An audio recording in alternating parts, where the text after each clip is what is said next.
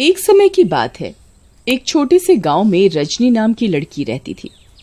वह दिखने में बहुत सुंदर थी और उसकी आवाज भी बहुत सुरीली थी। वो अपनी माँ के साथ रहती थी। वो क्लास 5 में पढ़ती थी। वो पढ़ाई में काफी होशियार थी। उसे सभी बहुत प्यार करते थे। वैसे तो उसे किसी चीज की कमी नहीं थी, फिर भी वो उदास रहती थी। उसकी उदासी का एक ही कारण था, उसके पापा।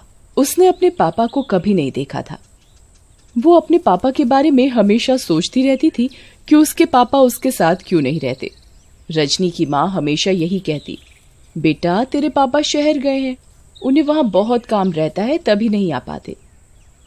एक दिन रजनी अपनी माँ से बात करती है, माँ मेरे पापा कब आएंगे? रजनी बेटा तेरे पापा को शहर में बहुत काम रहता है ना, तभी नहीं आ पाते। माँ आप हमेशा ऐसा ही कहते हो, मैंने अपने पापा को बहुत सालों से नहीं देखा, पापा कब आएंगे? आ जाएंगे बेटा। माँ रजनी को उसके पिता के बारे में बताकर दुखी नहीं करना चाहती थी।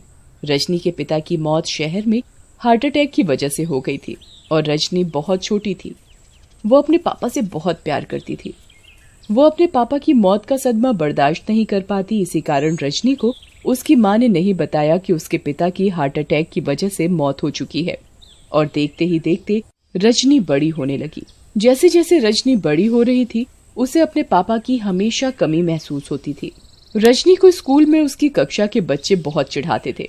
वो उनकी बात सुनकर अंदर ही अंदर बहुत घुटा करती थी।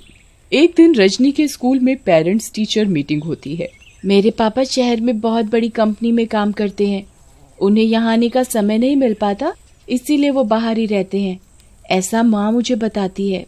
रजनी अपने दोस्तों की बात सुनकर बहुत परेशान हो जाती है और वो अपने घर जा रही होती है। तभी बीच में कब्रिस्तान पड़ता है। रजनी इस बात से अनजान होती है कि वो एक कब्रिस्तान है। रजनी कब्रिस्तान के अंदर घुस जाती है और एक कब्र के ऊपर बैठकर बहुत जोर जोर से रोने लगती है। कोई भी मेरी बात नहीं समझता। मैंने अपने स्कूल में सब दोस्तों को अपने पापा के बारे में बताया है, पर कोई मेरी बात मानने को राजी नहीं।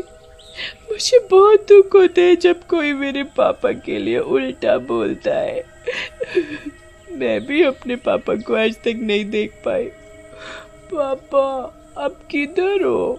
मेरे पास आ जाओ ना, मुझे मेरी क्लास के सारे बच्चे बहुत चिढ़ाते हैं।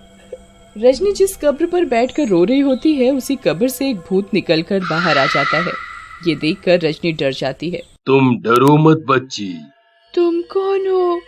अभी तक तो इधर नहीं थे, एकदम से तुम यहाँ मेरे सामने कैसे आए? तुम भूत हो? तुम डरो मत बेटा।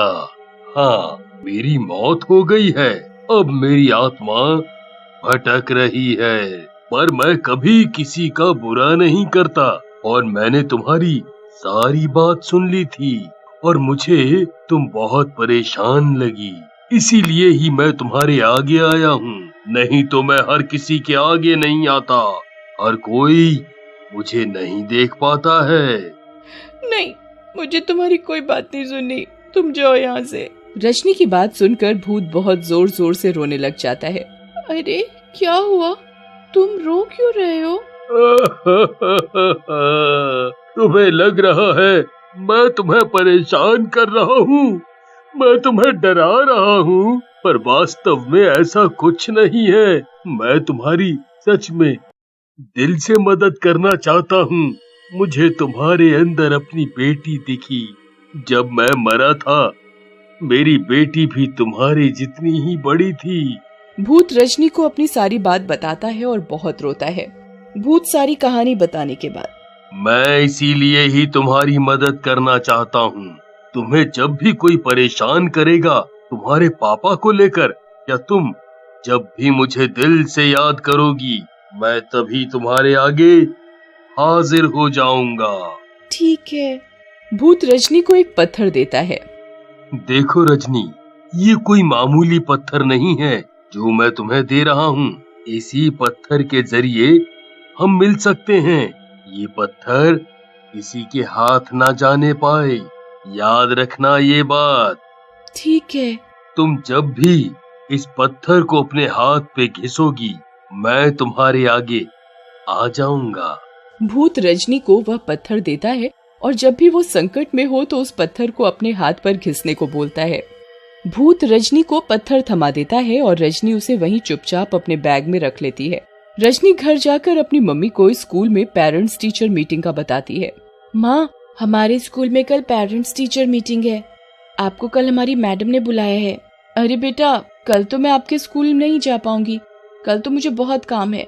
रजनी अपनी माँ की ये बात सुनकर मायूस हो जाती है।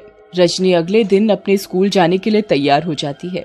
आज तो मेरी क्लास में मुझे बहुत ही ज्यादा डांट पड़ेगी। मैडम हमेशा बोलती है कि अपनी मम्मी के साथ अपने पापा को भी मीटिंग में लेकर आओ। आज पापा तो क्या, मम्मी भी मीटिंग में नहीं जा रही। आज मुझे मैडम से बहुत डांट पड़ेगी। रजनी बहुत हिम्मत करके स्कूल जाती है। रजनी के स्कूल में बच्चे अपने माता पिता के साथ पेरेंट्स टीचर मीटिंग के लिए आ रहे होते हैं। तभी रजनी की क्लास की एक बच्ची उसे बोलती है, अरे रजनी, आज भी तेरे पापा नहीं आए? कैसे हैं तेरे मम्मी पापा? पहले तो पापा ही नहीं आते थे, आज तो मम्मी भी नहीं आई है तेरी। अब देख, मैडम तुझे कितना डांटेगी। बच्ची की ये बात सुनकर रजनी बहुत जोर जोर से रोने लगती है। रोते रोते उसे याद आता है कि भूत ने उसे एक पत्थर दिया था और बोला था जब भी उसे अपने हाथ पर घिसोगी तो वो भूत उसके सामने हाजिर हो जाएगा। रजनी अपने बैग से वो पत्थर निकालती है और उसे जोर से अपने हाथ पर घिसती है और भूत को याद करने लगती है। पत्थर के घिसने के साथ ही भूत रजनी के आगे हाजिर हो जाता है। रजनी उसे देखकर बहुत जोर जोर से रोने लगती है। अरे रजनी, क्या हुआ तुम्हें? तुम ऐसे ही रो क्यों रही हो? रजनी रोते रोते भूत को सारी बात बताती है। मेरी क्लास के बच्चे मुझे चिढ़ा रहे हैं। आज पेरेंट्स टीचर मीटिंग है, सब बच्चों के माता पिता उनके साथ आए। हमेशा मेरी मम्मी मेरे साथ आती थी, आज तो वो भी नहीं आ पाई और पापा तो कभी आ ही नहीं पाते मेरे स्कूल। तुम चिंता मत करो बच्चा, मैं आज तुम्हारे पापा का भेष बदलकर तुम्हारे स्कूल में मैडम से मिलूंगा, जिससे बच्चे भी तुम्हें कभी नहीं चिढ़ाएंगे और तुम्हारी मैडम भी तुम्हें कभी नहीं डांटेगी। रजनी भूत की बात सुनकर बहुत खुश हो जाती है। भूत रजनी के साथ उसके पापा के भेष में मैडम से मिलता है और साथ ही रजनी अपनी क्लास के बच्चों को भी भूत से मिलवाती है। देखो, तुम हमेशा कहते थे ना तुम्हारे पापा नहीं आते, आज पेरेंट्स टीचर मीटिंग के लिए मेरे पापा ही आए हैं मेरे साथ। आज इन्हें काम नहीं था अपनी कंपनी, तो ये शहर से आ गए हमसे मिलने। तब से रजनी को उसकी क्लास का कोई बच्चा नहीं चिढ़ाता था और जब भी रजनी परेशान होती तो वो अपने पास रखे पत्थर को घिसती और भूत से मदद लेती।